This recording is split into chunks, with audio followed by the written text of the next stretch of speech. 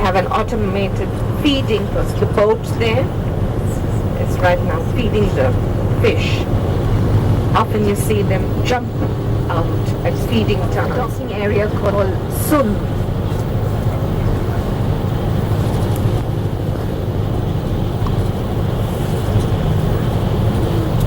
The Faroe Islands is the remnants of an ancient volcanic plateau.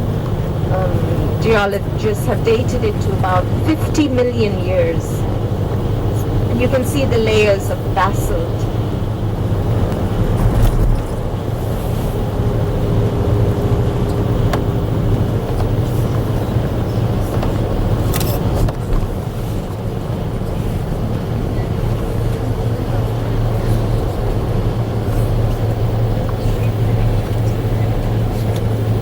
Although almost void of trees, there's a rich plant life.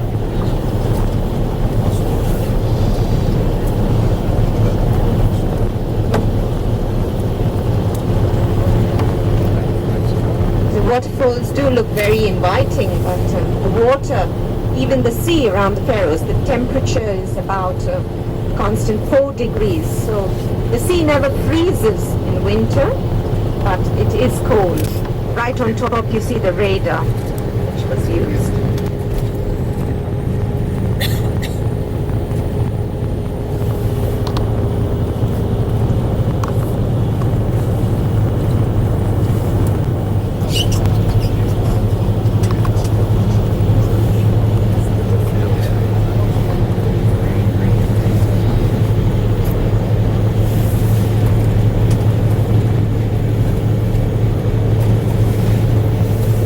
The tunnel ahead of us is about 3 kilometers, 3.5 kilometers more.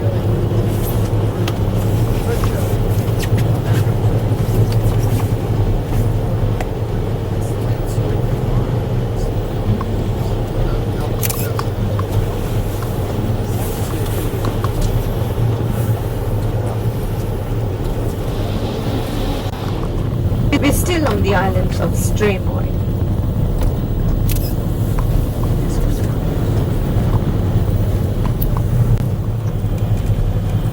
On our right is the entrance to the undersea tunnel connecting this island with the island of Varger. We'll take that on our way back. We'll first go to the village, which is on the left. Winter could often be quite uncomfortable. Sometimes the ferry not sailing and then that affecting the connection with planes. So it has made life very convenient having this tunnel. It cost about $3 million to build, and we're still paying for it. So although other tunnels and roads are free, we still pay a toll for that undersea tunnel. The left we'll stop on our way back so you get a view of it. Do you see the stone ladders, the fish ladders, which help the salmon to travel upstream to the lakes? See the fence, the stone fence on the other side? Yeah. Often they pick a day like this when it's wet and rainy and windy, because on a fine day the birds would be there waiting for them to make the journeys.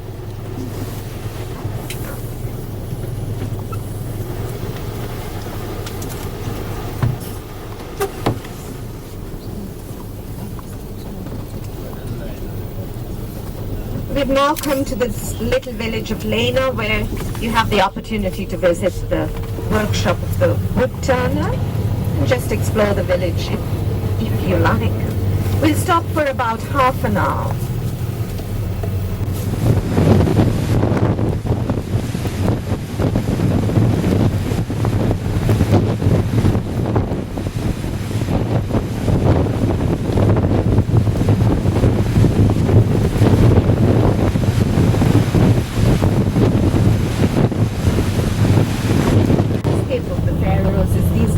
Gorges in the hillsides.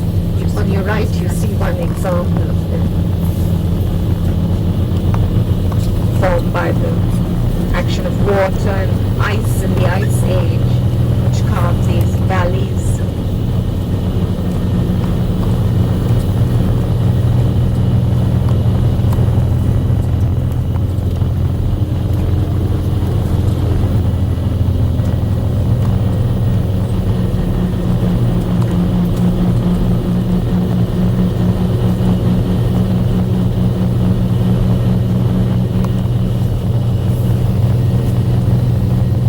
besides the sheep, which are now native to the Faroe Islands, the Faroese have a horse which is very much like, or in fact it would be a pony, very much like the Shetland pony, the native Faroese horse. It was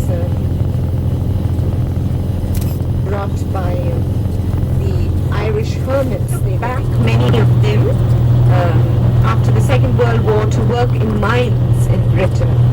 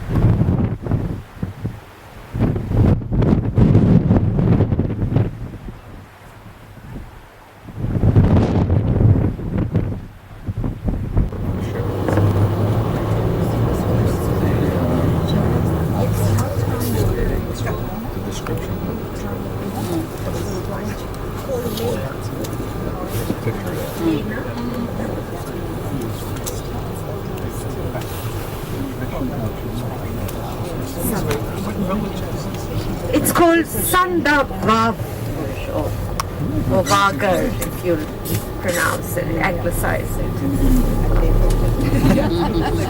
So I said you paid a lot more for that than I paid for this. I enjoy every day. Oh, they're great. A moment I feel ready. That's right.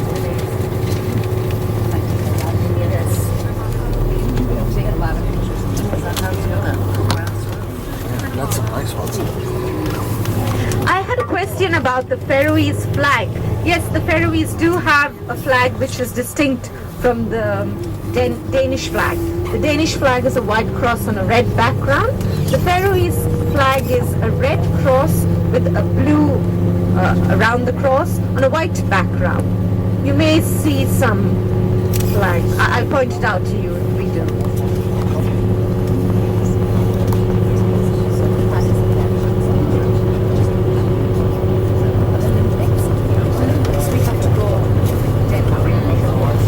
Only the island teams are allowed to participate in experiments. To Norway for skiing and other winter sports.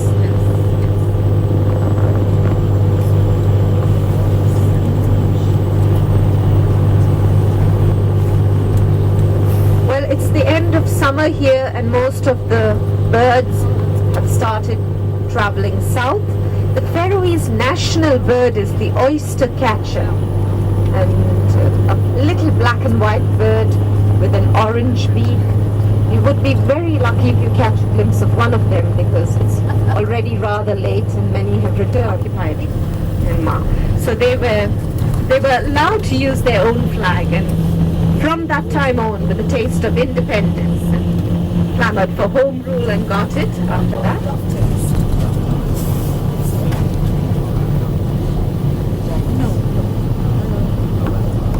No, it's not really the land of the midnight sun, nor do we have 24-hour darkness, but almost there. Thank you. In the summer, you have this almost 24 hours of light, but not quite like in Norway, not so far north. We do see the northern lights, aurora borealis, if we are lucky.